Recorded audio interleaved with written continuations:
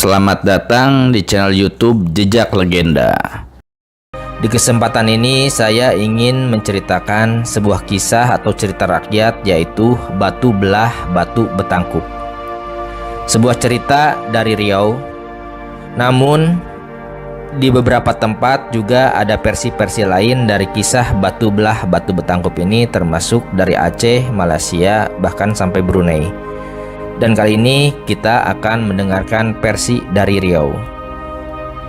Bagaimana kisahnya? Silakan disimak berikut ini. Pada suatu hari, di sebuah dusun di Indragiri Hilir, hiduplah seorang janda bernama Makminah dan ketiga anaknya. Makminah memiliki satu anak perempuan dan dua anak laki-laki. Anak perempuannya bernama Diang, sementara dua anak lelakinya masing-masing bernama Utuh dan Ucin. Makminah harus selalu bekerja untuk memenuhi kebutuhan hidup ketiga anaknya. Pekerjaan Makminah adalah berjualan kayu bakar di pasar. Makminah sangat kelelahan setelah setengah hari ini mencari kayu bakar di hutan. Makminah meminta ketiga anaknya untuk membantunya mencari kayu bakar untuk dijual. Diang, Utun, Ucin, bantu emak mencari kayu bakar, seru Makminah. Dia heran kemana semua anaknya. Makminah mencari keberadaan anaknya. Dia mendapati anaknya sedang bermain di halaman belakang. Diang, bantu emak mencari kayu bakar, ujar Makminah lagi. Cari sendiri, Mak. Itu kan sudah tugas emak. Aku mau pergi bermain, Mak. Ketus Diang sambil berlalu dari hadapan Makminah dan pergi bermain. Makminah tidak putus asa. Masih ada Ucin dan Utuh, pikirnya. Makminah mulai mencari Utuh.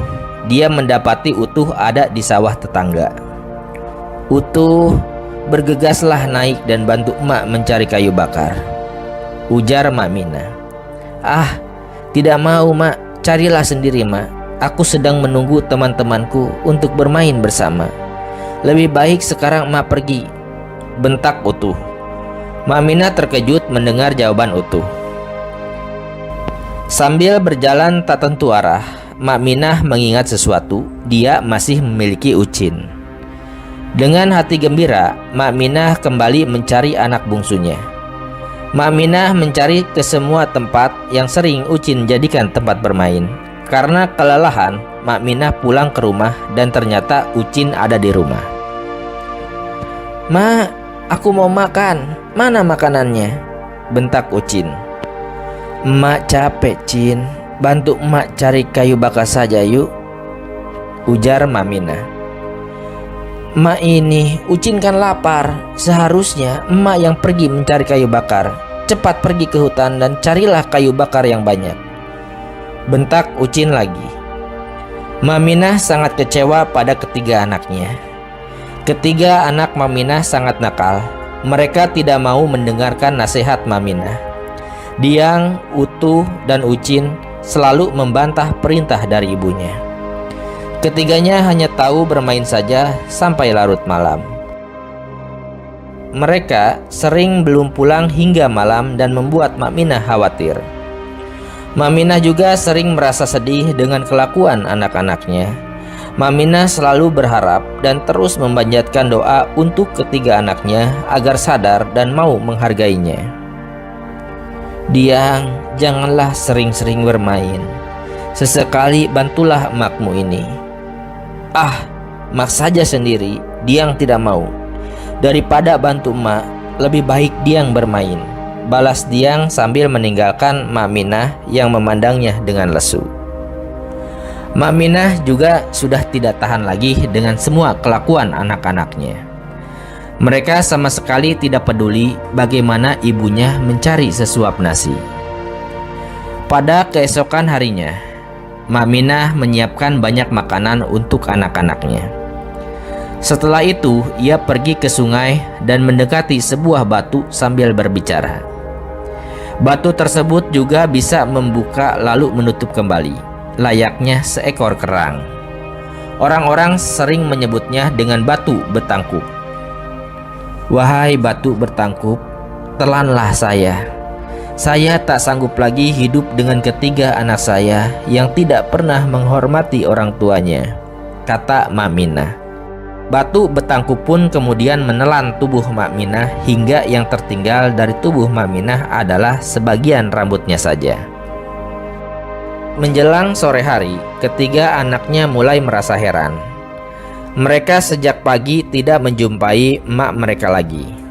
Akan tetapi, karena makanan yang ada cukup banyak, mereka akhirnya cuma makan lalu bermain-main kembali. Setelah hari kedua, makanan pun mulai habis. Anak-anak Mak Minah mulai kebingungan dan merasa lapar. Sampai malam, mereka kebingungan mencari emaknya. Barulah pada keesokan harinya, setelah mereka pergi ke tepi sungai, mereka menemukan ujung rambut Mak Minah yang terurai ditelan batu bertangkup. "Kak, sepertinya itu rambut mak kita," ujar Ucin. "Kok benar, Ucin?" ujar kakaknya. "Perutku sudah sangat lapar. Marilah kita memohon pada batu bertangkup ini agar mengeluarkan emak kita," usul Utuh. "Wahai batu bertangkup, kami membutuhkan emak kami. Tolong keluarkan emak kami dari perutmu," ratap mereka. "Tidak, kalian hanya membutuhkan emak kalian saat lapar. Kalian tidak pernah menyayangi dan menghormati emak kalian," jawab batu bertangkup.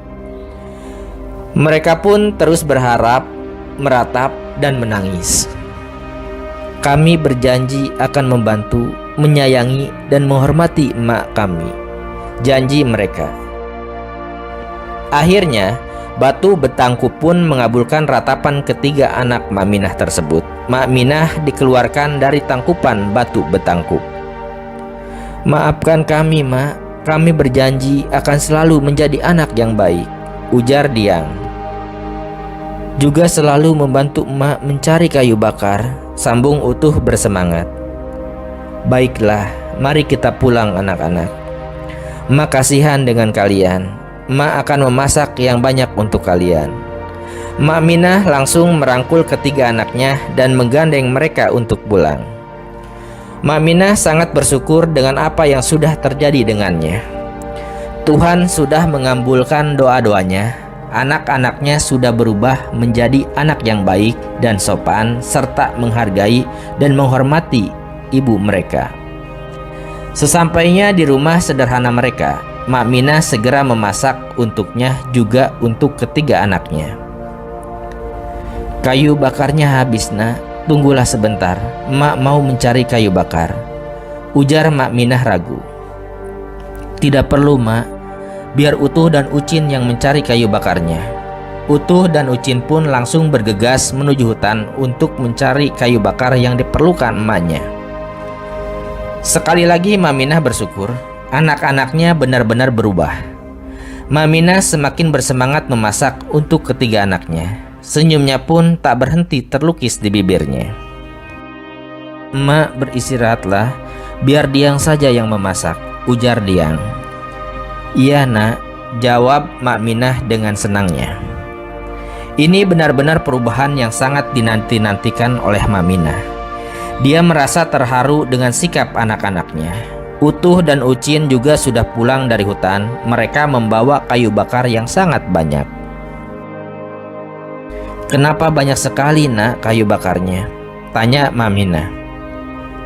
"Besok Emak tidak perlu lagi mencari kayu bakar. Emak tinggal menjualnya saja," jawab Utuh. Mak Minah sangat menikmati perubahan putra-putrinya. Dia berharap selamanya akan seperti ini.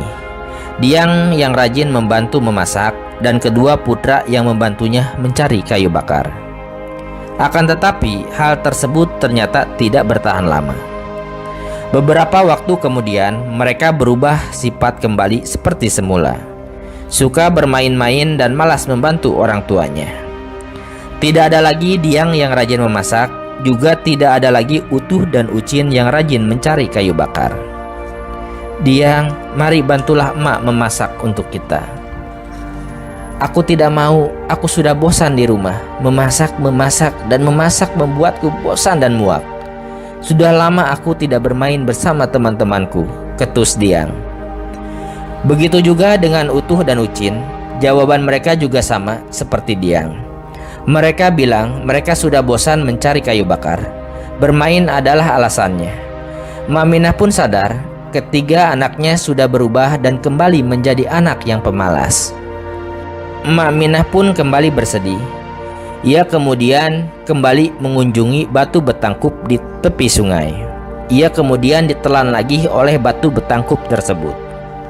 Wahai batu betangkup, telanlah saya. Saya tak sanggup lagi hidup dengan ketiga anak saya yang tidak pernah menghormati orang tuanya, pinta Mak Minah.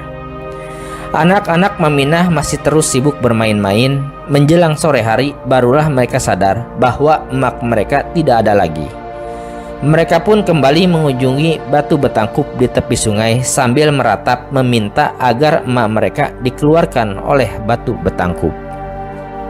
Wahai batu betangkup, kami membutuhkan emak kami. Tolong keluarkan emak kami dari perutmu. Akan tetapi kali ini batu betangkup sudah marah. Kalian memang anak-anak nakal. Penyesalan kalian kali ini tidak ada gunanya, kata batu betangkup sambil menelan mereka. Batu betangkup pun masuk ke dalam tanah dan sampai sekarang tidak pernah muncul kembali. Akhirnya batu betangkup itu menelan emak dan ketiga anaknya. Nah, seperti itu kisah Batu Belah Batu Betangkup, sebuah cerita rakyat Melayu dari Riau. Mudah-mudahan ada pelajaran atau hikmah yang bisa kita ambil dari kisah tersebut.